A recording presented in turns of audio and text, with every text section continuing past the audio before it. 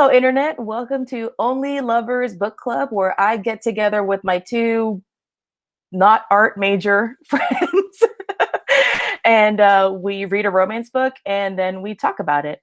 We take turns every month, and this month was Andrea's month, and she picked for us to read If I Don't Have You by Sareeta Domingo. I say it the way that the author says it because I watched one of her like little interviews. I just like to see who the people are. Um, so yeah, we're gonna get into it. If you haven't read the book, then expect spoilers. Pause, go read it. Take time to process your feelings on how absolutely messy this is, and then come back and listen to us talk about how messy it is. A little bit about the author before we begin our talk, and then I'm going to ask Drea why she chose this book. So I'm reading this off of SareetaDomingo.com on her About page. So there's a little bit about her up here in the beginning, where she says that she was born in Camberwell, East London, but she spent her formative years in Bahrain, and et cetera, et cetera. So if you want to read a little bit more about her, she's an editor at the imprint at HarperCollins, and so it's a little bit about what she's doing. But her official bio says, Sareeta Domingo is the author of If I Don't Have You, The Nearness of You, and the creator, editor, and contributing writer of upcoming romantic fictions anthology, Who's Loving You? She's also written numerous erotic short stories and an erotic novella with Pavilion Books. Her books for young adult are published under S.A. Domingo, including Love, Secret Santa.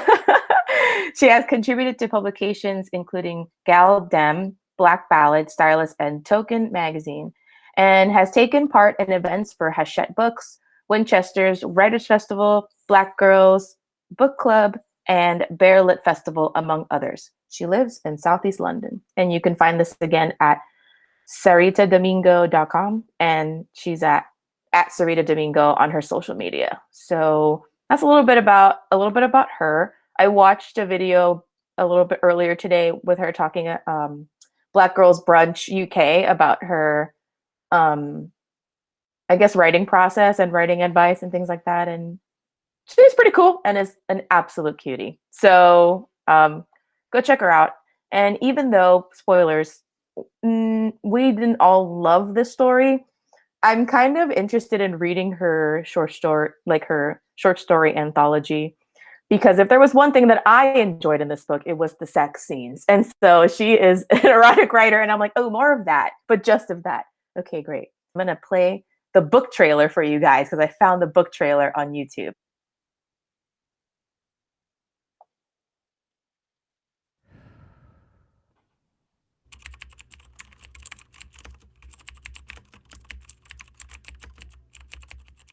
You still won't answer your phone, so this is all I've got.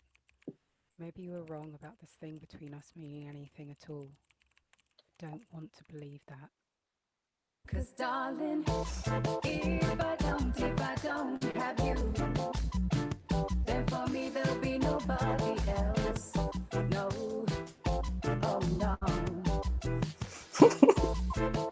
And even if the river should run dry, for me there'll be nobody else.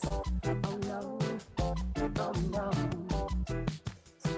If I don't have you, for me there'll be nobody else. Believe me. If I don't have you, nobody else will do.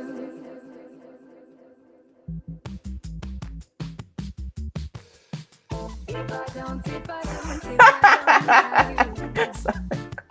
for me there'll be nobody else. No, oh no.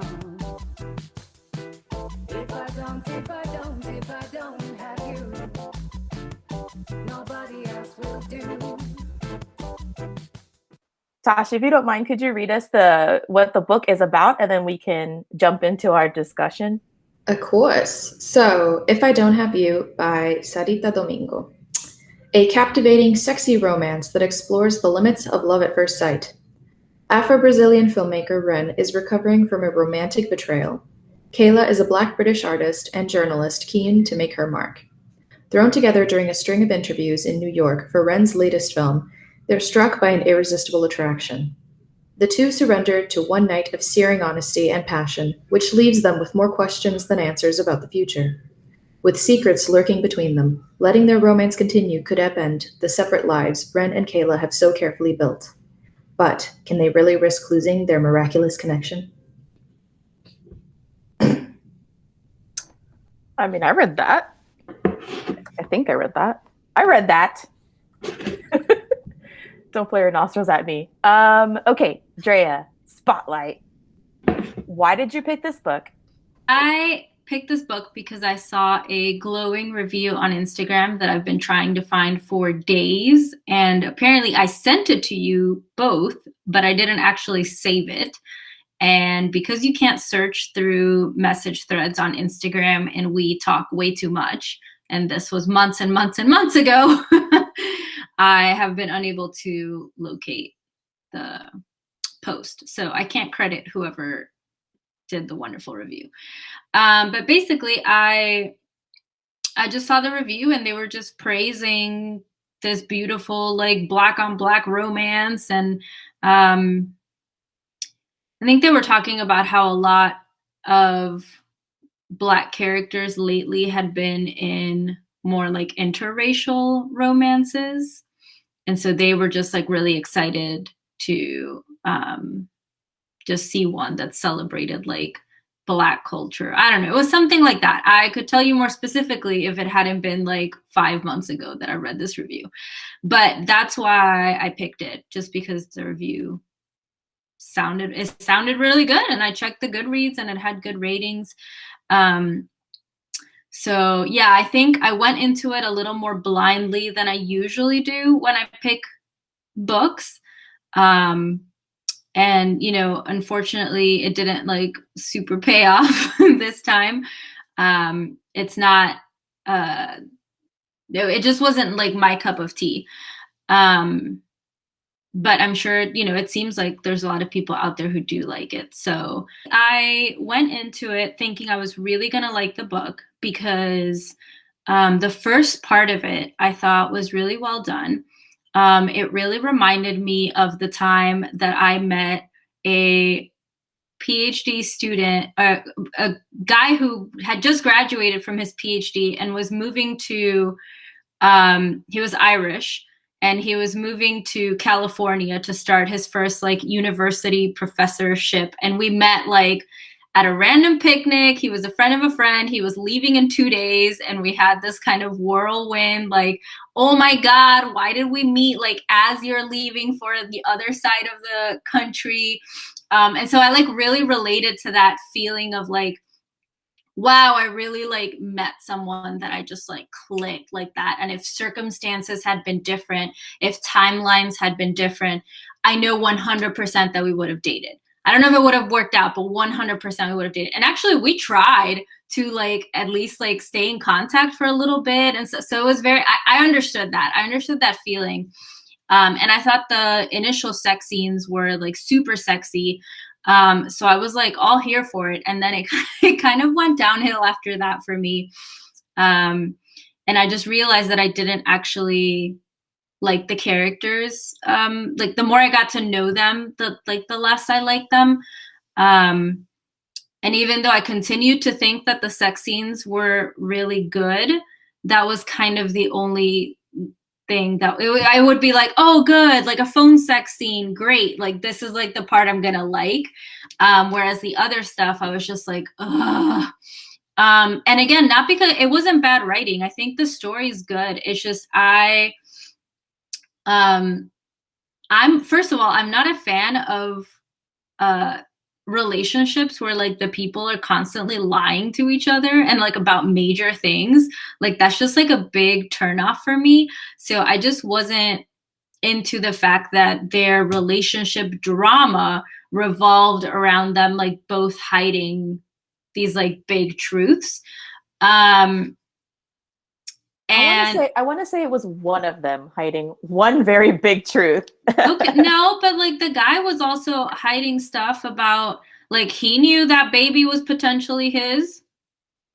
You know what I mean? Like, I'm just saying, like, that's something I would share with I would want my partner to share with me. Like, oh, hey, I might possibly have a child that you then might possibly have to be involved with.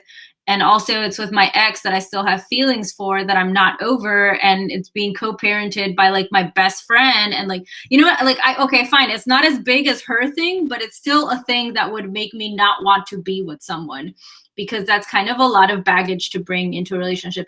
Even if it doesn't end up being like true, that's not the point. The point is that that's something you would share. And so I didn't like the way both of them handled those kinds of things. And so that to me was just a big turn off. But I thought the story was written really well. I really liked the sex. I just didn't like all the hiding. It just was not for me. Like, I understand the feelings, and I understand being super into this person and thinking like, man, if things were different and blah, blah, blah, like all of that I get. I just didn't like the hiding of the things. The lies. That's what I just really don't like liars. Yeah. Tosh, do you want to give me your impressions, what you thought of the book? Do you want to go next? Yeah, I can go next. So I really wanted to like this book more than what I liked it. And like Andrea said, the writing is good. Like, the quality of the writing is good. It's very kind of poetic. It's very visual. You get kind of a really clear picture of where they are.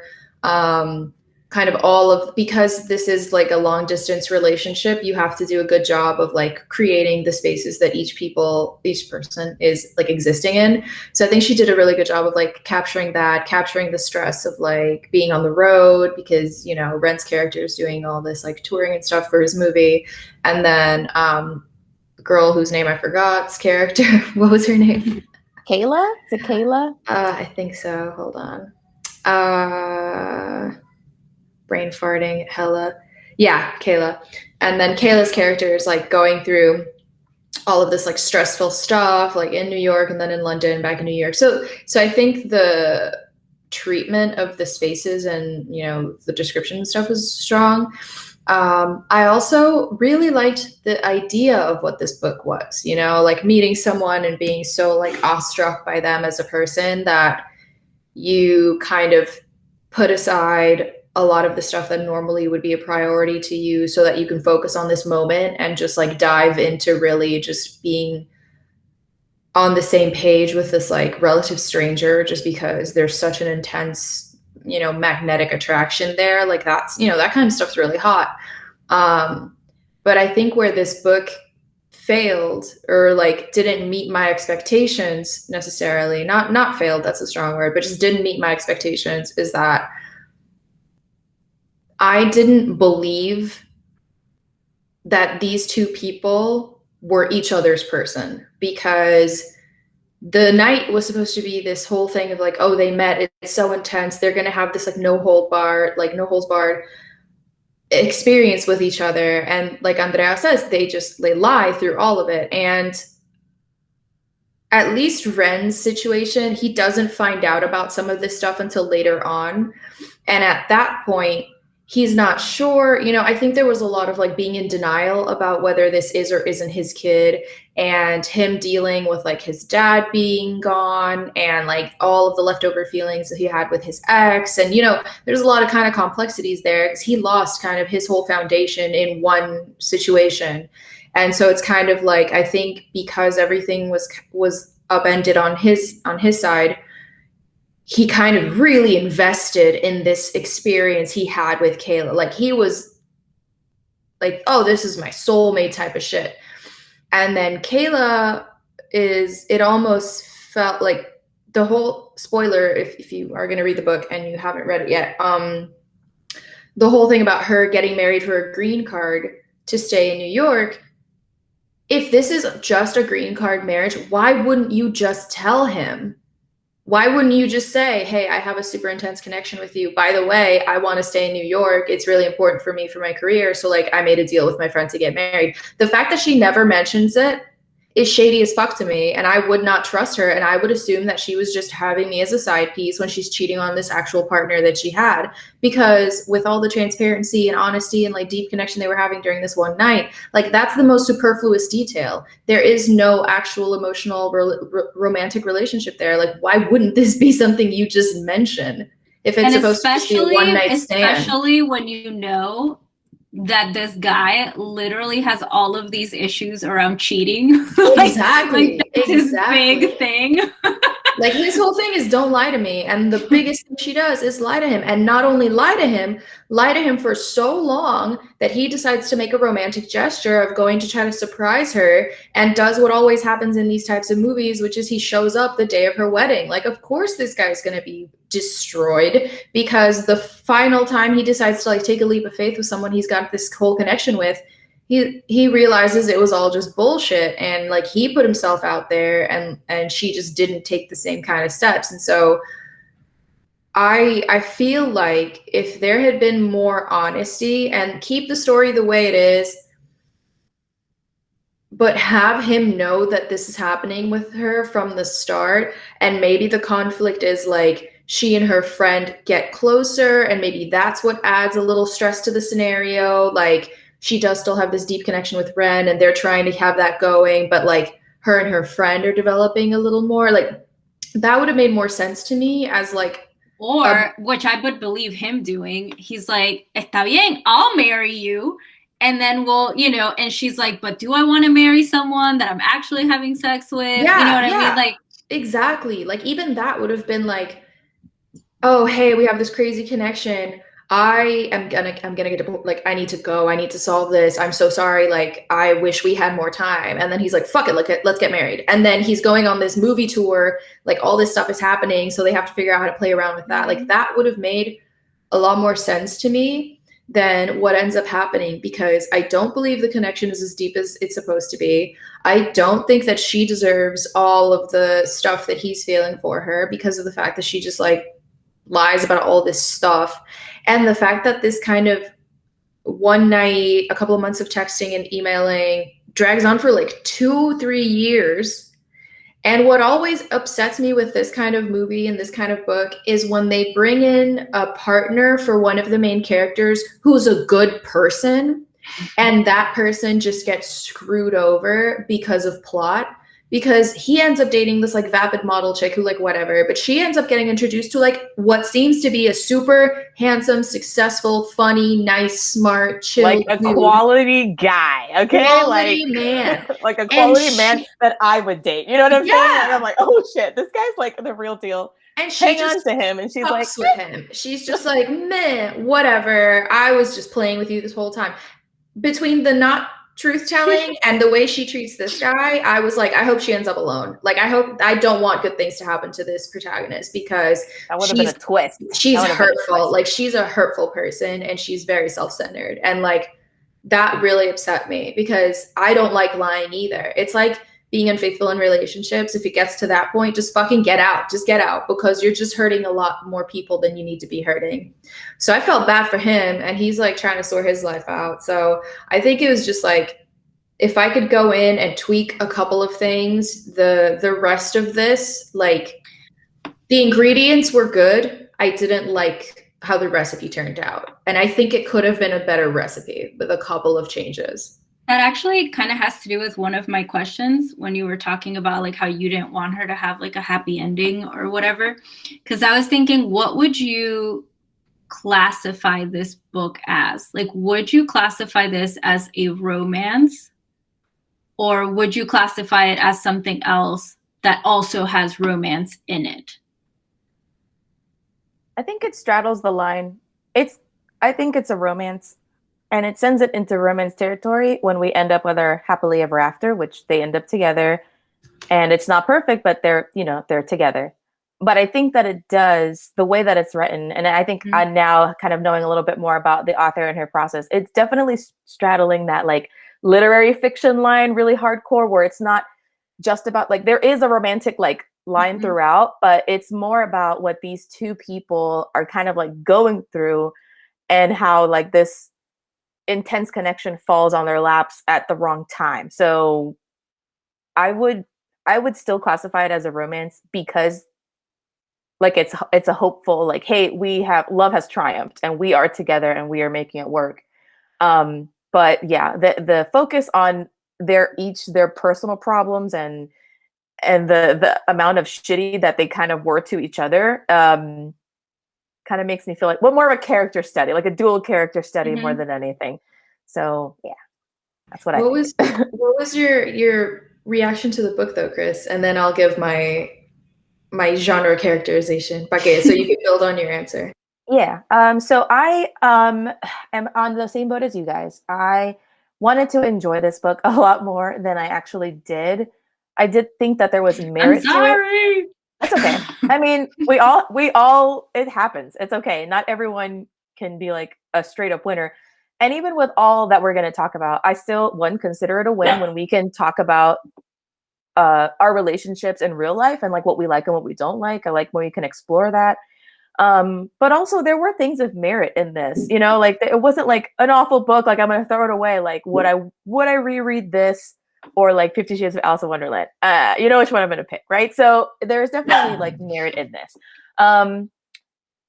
But yeah, it was just, and here's the thing, like if you are listening and you are into like really messy, like not put together at all characters, like I'm not even going to say that they're not well-rounded characters because I think that they are. They're just like shitty in their own way. Kayla, I think more than anything, and only by virtue of just like really not having everything figured out and really not having anything figured out when it comes to like her career, her education, her family situation, and her romantic situation. She's just like, she doesn't know what the fuck she's doing. And because of that, she treats Ren's attentions with like, she mismanages it. I want to say she doesn't know what to do with it. So I don't want to say she squanders it, but lo trata mal without meaning to. And then on the other token, you have Ren, who's got all of this like trauma from his childhood, but also because he was left. His wife and his best friend are together now. They're like literally making a family. And he was trying to find his author's voice through his movies and like threw a wrench in his whole thing. And I want to say that he doesn't give Kayla any fucking space. They like never date. They jump right into like, I met you and I love you. And they don't say I love you to the end, but like that the intensity is there. No, he definitely says I love you very in like one of their emails or texts where I was like, espérate, how long has it been? Like I remember it being very fast. Yeah. And she's got like leftovers in her refrigerator that's been there longer than they've been the diner. She's got French fries or something. But yeah, so I think that they're not like great together on paper. And it's one of those things where it's not a relationship buildup that I enjoyed. It was like so dramatic, so fraught. And with what Tashai said, it felt like it didn't have to be quite so much. I like the idea, like all the things that you pitched, Tosh, I was like, oh, that would have been cool. And it still would have kept this like super cool poetic vibe because now there's like legitimate feelings blocking Kayla from like developing like deeper feelings for Ren. And if that was the author's intention, it didn't come through to me because I feel like she was like, oh, I don't want to disappoint my friend, but it just didn't, her anxieties, while valid, did not make sense to me, like at all. So it was a tough read because it felt like a lot of the conflict was overblown, unnecessary. And when they have that big fight, he literally is like, at any time you could have told me this. At any time you could have told me this. And she's like, yeah, but you didn't give me any space. Valid. He didn't. He dropped the L-bomb on her like hard and he pursued her really hard, but she still could have said something.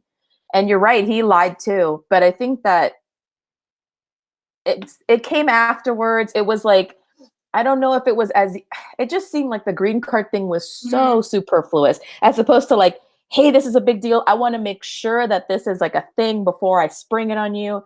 So I'm not a Ren apologist. I did not like him, but I do fall, like if I'm going to defend one of them in court, I'm on Ren's team. I'm ace attorney on Ren's team. I will say though, I think the things that maybe we didn't like in book format, we would like more if this was like a limited HBO series with like all of the sex scenes and all the stuff. I think it would have been a little bit better.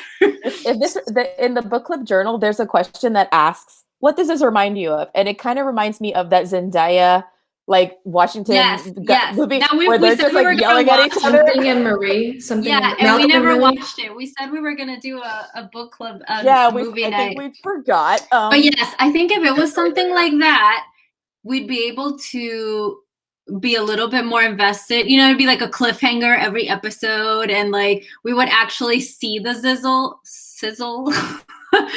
So I think that it would have. I think it would work. I mean, I would still watch it. If it comes out as a series, I'll watch it.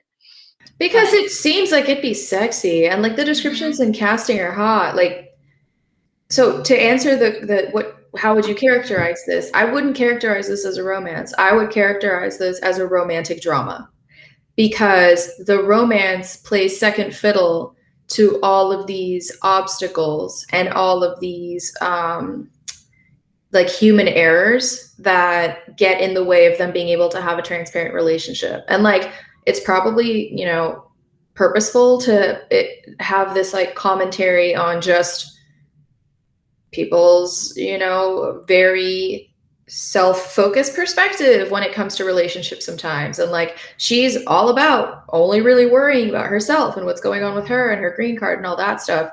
And he's very stuck on what's been done to him and the hurt he's received. And so he doesn't allow himself to forgive his dad or forgive his friends because of what they did to him. And she is so focused and blinded by her need that she chooses to ignore the fact that she chooses to put on the back burner the fact that she knows her friend has feelings for her, the one that she's supposed to be getting married to. She knows that Ren would be very upset and hurt when he finds out about the green card thing. She chooses to not talk to her sister and like resolve whatever issues they've been having. So like, I think this boils down to a story about like self-centered people in different ways. And because of that, I don't think that it's fully a romantic story. I think it's a dramatic story that has a romance like added on top of it to kind of place it in this space and see how these people would react then in their romantic relationships. I would definitely watch the show on this. Shonda Rhimes needs to cast this for like an HBO show. I would watch the shit out of that. This is Station 19, basically. Yeah, it's gonna be a BBC show because like they gotta keep her accent. They gotta keep it like they gotta keep it. A la Bridgerton. Just what do you mean? One thing I want to add just right at the end is that again, like listening to all of us talk about it, I think again it's important for us to talk about it. But this might very well be up someone's alley. So like I said, if you are into just like intense characters, intense situations, intense love connections, then this just might be it for you. I was talking to Drea today about why personally I didn't find it super romantic. And I said that it was because their first kind of like encounter and then how they talk about each other or think about each other reminds me a lot of like when you're crushing on someone really bad and then like all you think about is them and all you want to relate to is to them. And, you know, you're trying to get in their space and you're trying to like get it, you know, they're just all like, it's all because, and it feels more like a crush. I think it's called like limerence or something. These like self-help videos kind of like break it down where it's like, oh, I am obsessed with this person. It's like, it feels like a real obsession. And it doesn't feel like it like dives deeper. Like, I don't know if the story like takes enough time to like really get in there. We just kind of like assume that they're good together because the author tells us they're good together and because they are trying to make it work. And I guess that this is what we have to work with. But I don't know. Given that, I don't know if these were the people for each other. Like if that encounter hadn't happened, I can't picture them together based on like how they are. I think they tried to with like the emails, but I felt like even if some emails were just like chats about their like hopes and dreams and stuff, the majority of them were still just like, I miss you, I wish you were here, I can't stop thinking about you. And so it wasn't very balanced at all. Like that longing and sex like didn't take a backseat to kind of more more thoughtful, deeper conversations once they were apart. You're right, Chris. I think it just kind of continued in that little like bubble. But speaking of the sex, though, since we all said we enjoyed it, my question is, what made the sex scenes so good? Like, we all love them. What was it about them that made you be like, wow, this author can write a sex scene? For me, it was the phone sex scene, because phone sex, any type of like spoken or written interactive, like back and forth in the moment type of sexual encounter, consensual sensual encounter, is absolutely cringeworthy to me. You cannot make me do it. I cannot write. I can't say it, and I can't like over the phone. I can't type it out. Don't ask me to do it. What was the book that we read where was it the Zoe Castile one? Where they had the phone, where the guy was in the other place, and I feel like I definitely said it. I definitely said it there too, where I was like, no, absolutely not. But somehow I was like,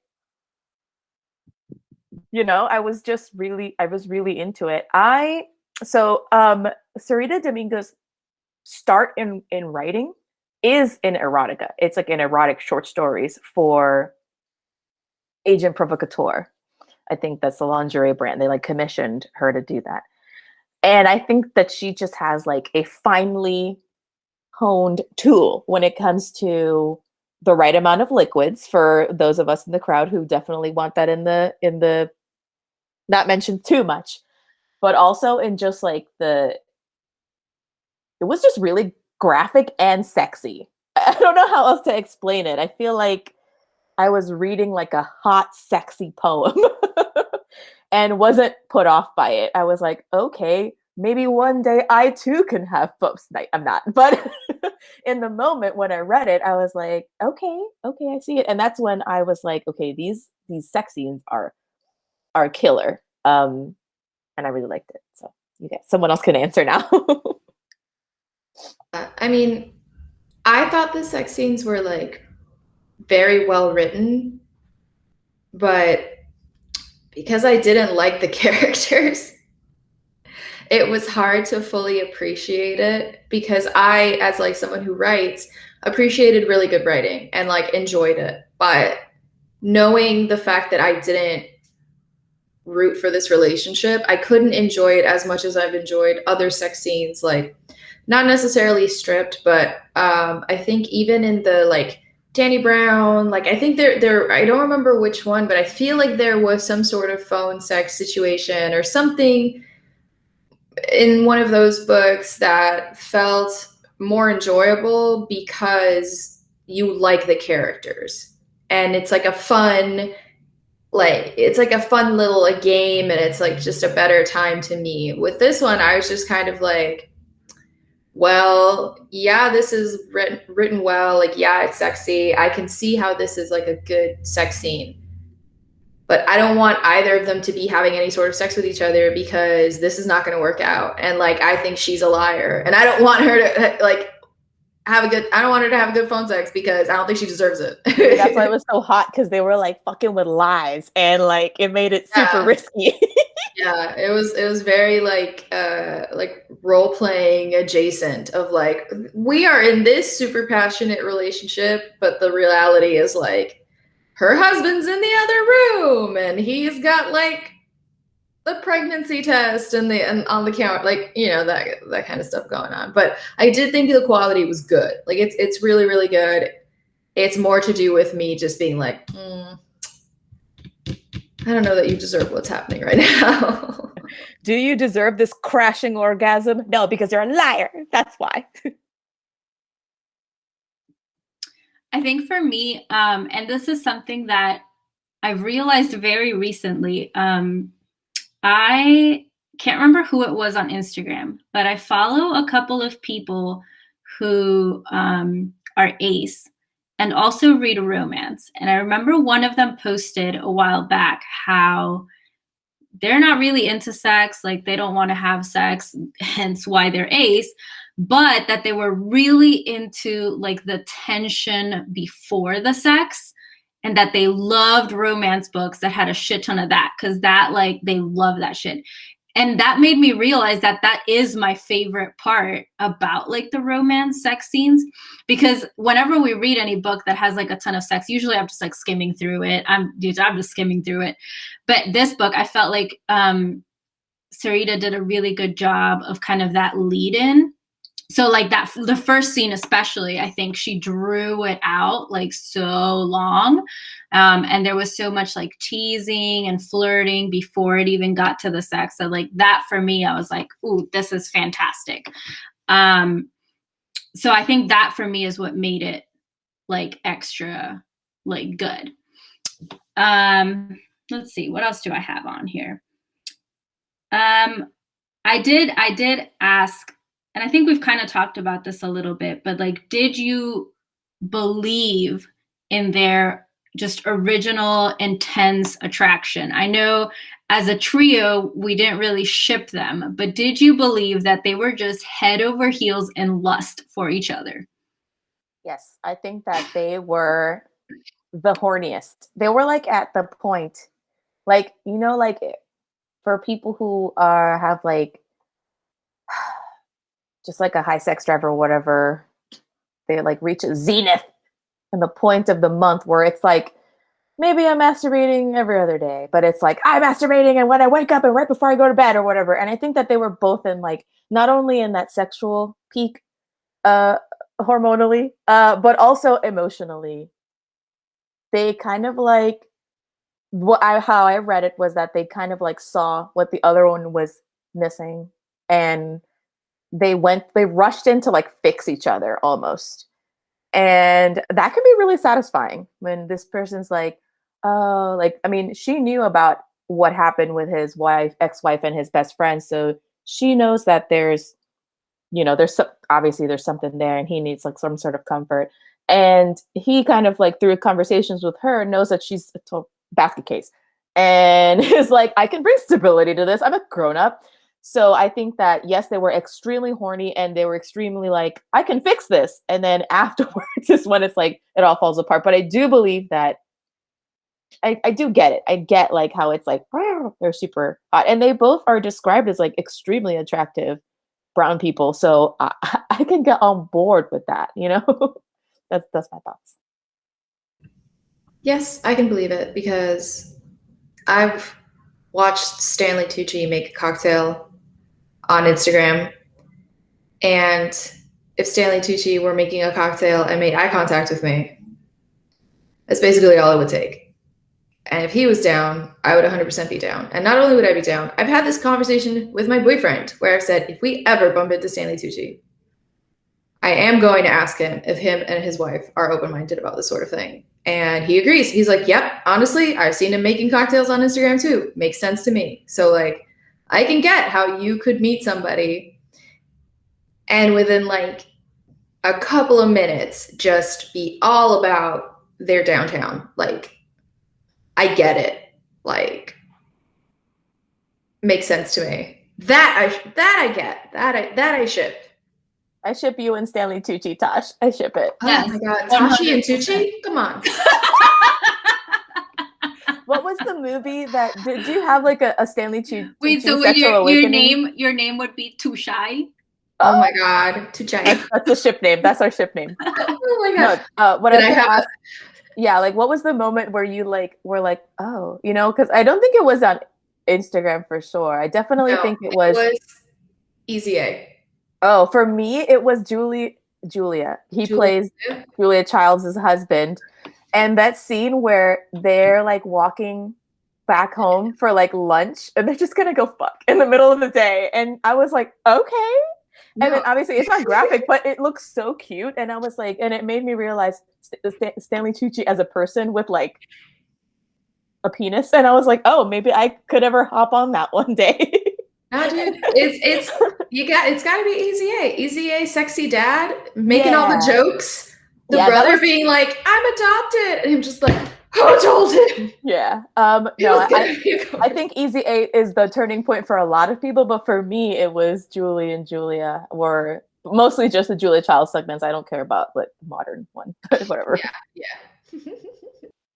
Bueno, I technically have 2 more questions, but one of them was, did you ship them? And I think we've all very emphatically have already said no, and it doesn't need to be discussed further. But my question is, we all agree that Kayla was in the wrong, like she 100% should have told him, blah, blah, blah, blah. But like, what would you truthfully have done if you were in her situation? And you can interpret that as whatever. You can interpret it as like, would you have told him or not told him? Would you have gotten married or not gotten married? Would you have even continued talking to him or not talking to him? Like, just what path do you think you would have taken in this book if you had been her? So, okay. I think earlier Tashai kind of like explained like this could have been the thing that happened, but no, yeah, I definitely would have just told him. Like, here's the thing, like I feel like you would have just ghosted him. Yes, you would have just gone to London and just been like, okay, that was fun, bye. I think I spoke like if I'm in this situation and I want to keep him in my life, then I probably would have told him and just been really transparent. But that's Chris as Kayla. Chris as actual Chris would have absolutely ghosted, blocked, deleted on all social media. I would have just continued with my ruse and then gotten divorced as the plan was, and then returned the postcard as like wrong could not find sender. Return to sender. This person doesn't live here. I definitely because that's exactly the implication is somehow I want to keep him in my life, and like one good lay. Sometimes that's all it is, man. Like get over it. Just leave me alone. So I think that if I'm in the book and in the situation, right, the plot is driving me, I definitely would have just been upfront and been like, I don't know, I think we've got something here, but you need to know I'm going to get married. So you can keep texting me. Like, I'll let my husband know. And when that's over, we can like maybe pick up where we left off. But, this is important to me. But real Chris would have just gotten her green card and moved on. See, I think like the Cancer in me, I would have 100% been the one to be like, will you marry me instead? Like I would have brought, like if I was really that intense about it, I mean, I probably wouldn't have said it so bluntly, but I would have been like, Maida, I'm in this situation. I need to get married. I feel this way about you, but it's either him or you. You know what I mean? So like, if you feel that way about me, then we can jump in and we can try it. And then if he didn't, I would have been heartbroken and just, that would have been it. But I probably would have just tried to get him to marry me. Yeah. If I was Andrea in the book. Yeah, and I get that. I also get Kayla's hesitation in wanting to tell him, because he seems like such an intense guy that he would absolutely be like, okay, marry me. And she would have been like, no, because ultimately she knows that the thing with her friend is temporary no matter what. And something with Ren probably wouldn't be. Like, it would be even more messy. So I get why she doesn't initially want to say something, but as things progress, it's definitely 100% her bad that she just lets it go on for as long as it does. So no, I'm yeah, I mean, if it was I say like that's what Andrea would have done if I was like super into this person, but this person would not have actually been Ren, because if it was really Ren, then I would not, you know what I mean? Like I can't, people that are too clingy for me. Like, I like the unavailable people, the emotionally detached people. I can't deal with a Ren. If he had had sex with you and then ghosted you, like if he had that would have been different. I would have looked up his address. Then we're tracking him down.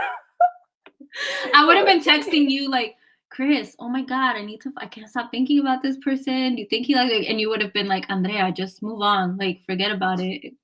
You would have found him on Facebook. You would have, well, technically you can do what he did, which is like go through an assistant at the office and get a number, get an address, whatever, which is also really creepy. And yeah, that was weird. That was a lot. I like that she brought it up too, that she was like, okay, you could have just found me on social media. Yeah.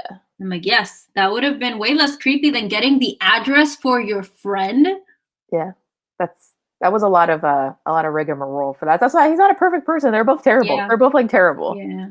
Okay, but Tashai, what would you have done if it was Ren and Tashai instead of Ren and Kayla? So two different answers to that. If it was Tashai, I would have just told him the truth. I would have just been like, hey, haha, this is so great. Bomb dick, 10 out of 10. If you want to keep talking, FYI, like, I'm kind of sort of engaged, but it's not a real thing. Like, I'm doing it for my green card because, like, I'm from London and hence the accent. So, you know, I gotta, like, handle my business. If you want to keep in touch and want to, like, keep this going, let me know. I'm totally down. I'm just, you know, I'm marrying this dude, but it's not a real thing. Me as, like, a terrible version of myself who knew it was not going to be real at all, I would have probably done the same thing Chris would have done. I would have just, like, kept it going, taken advantage of a couple of trips. Get some free movie tickets or something. Yeah, befriended some actors, like, gotten some scoops for my website, and then just, like, it was all a dream. Like, just get out. Just get out. Get out while I can. I love how there's a nice Tashai and a bad Tashai. Oh, yeah. There's a true Libra at her core. There's always, like, am I following my conscience, or am I following, like, the thing I wish I could do and, like, get away with it and be okay? Most of the time I follow, like, my conscience and stuff, but then Chris knows throughout middle school, junior high, high school, college, I was like, no voy a hacerlo. No voy a hacerlo. I could ruin this relationship, but I won't. Proud of you. Thanks. Thanks. Okay, now my last question is, if you were Ren, could you have gotten over that? Could you have forgiven someone for not telling you? No. How hot are they? Absolutely not. Here's the thing. If I'm Ren, I literally just got cheated on and lied to. And, like, I at one point think that, like, their baby that they're having is, like, totally theirs and not mine or whatever. And, man, ain't that a bitch that now they have to co-parent? Oh, that's freaking crazy. But no, I absolutely would not. Maybe Chris from a couple of years ago would have been like, sure, everyone deserves a chance. But Chris today is like, fuck you. Like, one strike and you're out. Get the fuck out of here with that shit. That especially because, yeah, when they have that big fight, when they, like, reunite again after, like, a couple of years, and they have that big fight, he's like, you don't have a leg to stand on because you fucking lied to me. And she's like, she, like, doesn't have like a thing to say to him because he's right. So, you know, he wasn't, like, a great person and a great boyfriend, but about this, like, I feel like it's an irrefutable fact. Like, you can't argue it. You lied. You didn't have to lie, and yet you chose to. And so now, even, like, I gave you a ton of, like, opportunity to tell me the truth, and you still chose to lie to me. So, like, I don't want any part of this because you seem wishy-washy and not cool, and I'm a hot director. Do you know how much ass I could get domestically and internationally? Get out of here with that. I'm sorry. Like, this isn't meant for me. And if you want to, like, you can be, like, part of, like, my polycule, but, like, you're not my number one. No, goodbye. Agree. I would have been like, oh, cool. And I show up and she's getting married. I'd be like, are you fucking kidding me? We just talked about this.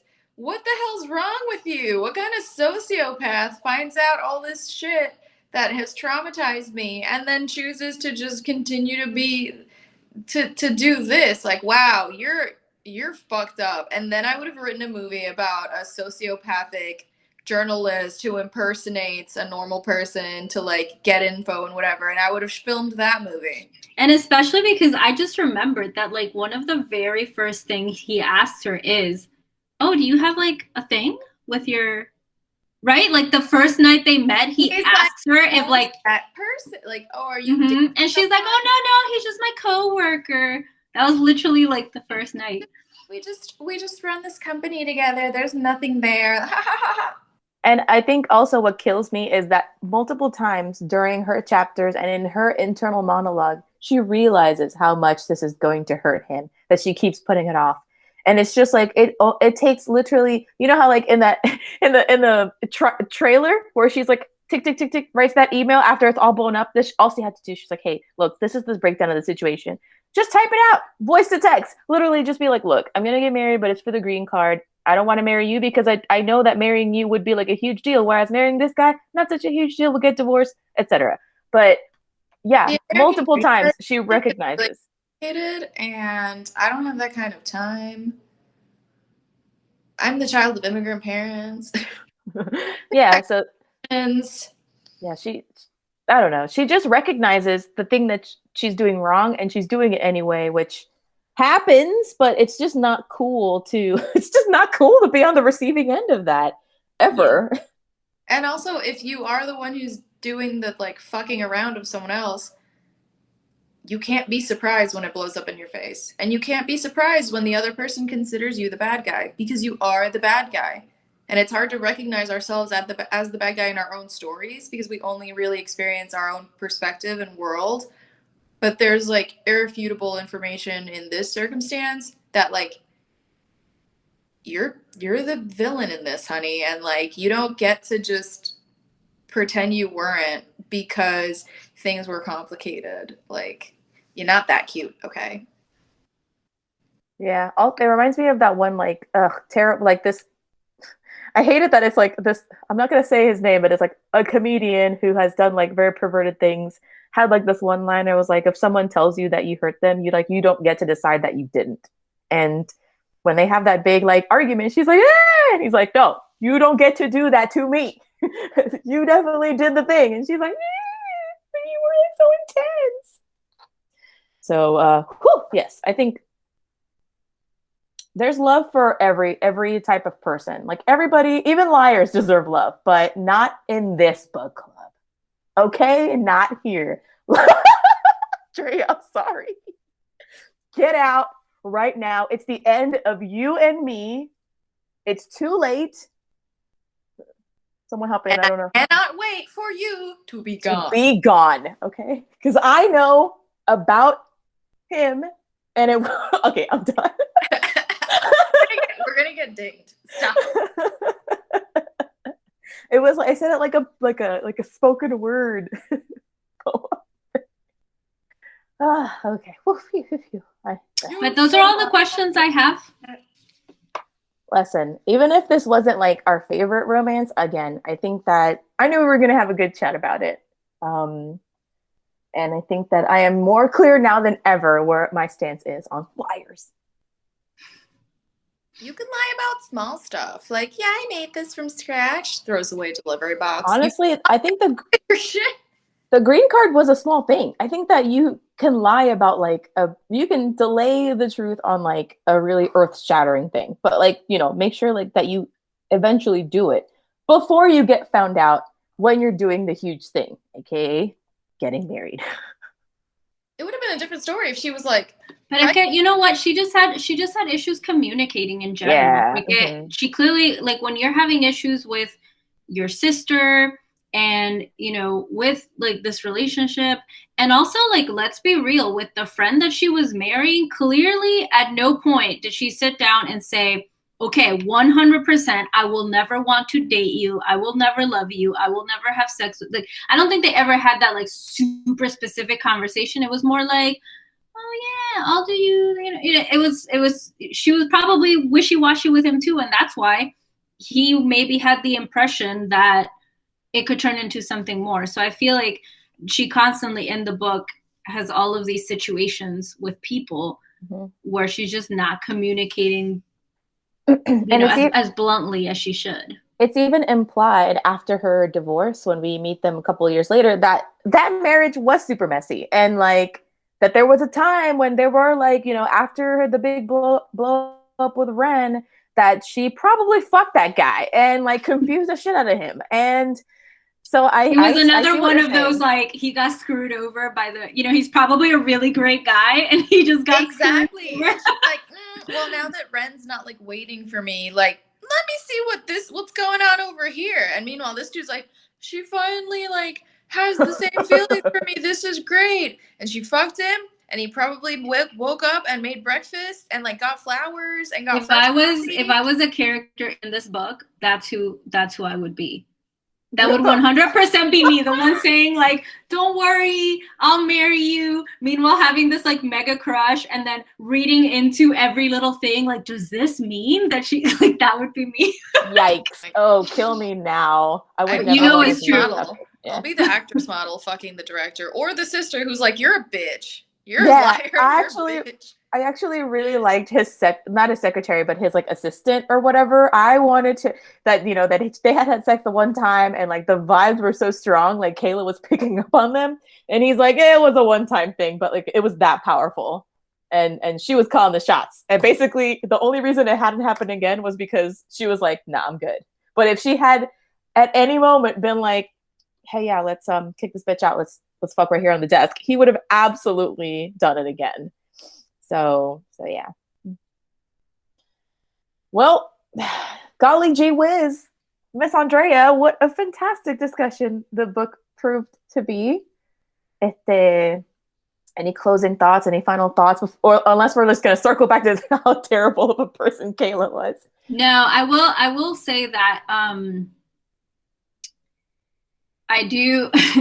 I don't know what my next pick will bring discussion-wise, because I think that this was I agree with Tashai, I think it was a drama with a lot of romance. My next book, I think, is also something else that actually I'm not even sure how much romance it has in it. But so I'm going out on a limb just because it's one of my favorite authors, and at the very least, there's sex in it. Yeah, and it's okay because it's like your birthday pick too. So yeah, it's my birthday pick. But after that, I swear that the next two I have are super sweet romances that I know will be winners because I've read books by those authors before, and like the next one's like a YA, and it's gonna be like fantastic. So anyway, but just giving you a heads up, okay? I don't know, I'm going down a cliff. Well, I can say right now, my next pick is a good time because I read it in a couple of days and it was pretty good. I liked the writing and I thought the plot was pretty strong, and it was a CFC. Cool. But our next one is yours, right, Chris? Yes. So yeah, I make no excuses or give disclaimers. It is what it is.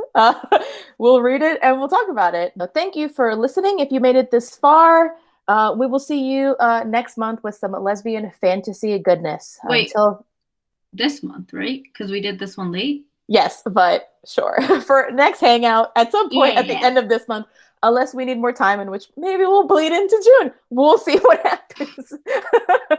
We'll see what happens. We had a good 3 months there. We had a good 3 months, and then that's okay. It happens. Okay. Bye. Thank you for hanging out with us.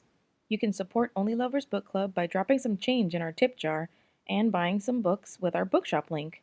You can find us on Instagram at Only Lovers Book Club, and from there, find our individual accounts and projects. Feel free to favorite or rate us if that's an option for you, but always make sure to like and subscribe and turn on your notifications so you never miss an episode.